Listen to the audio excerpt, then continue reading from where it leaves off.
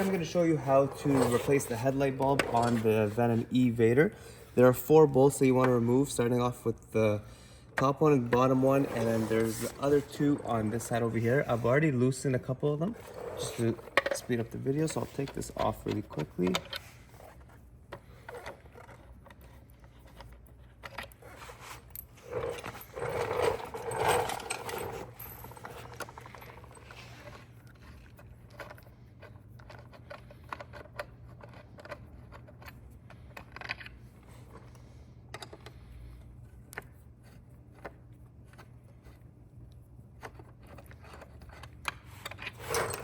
Alright, once you have all 4 bolts off, you just want to shake off the headlight. It'll come right out.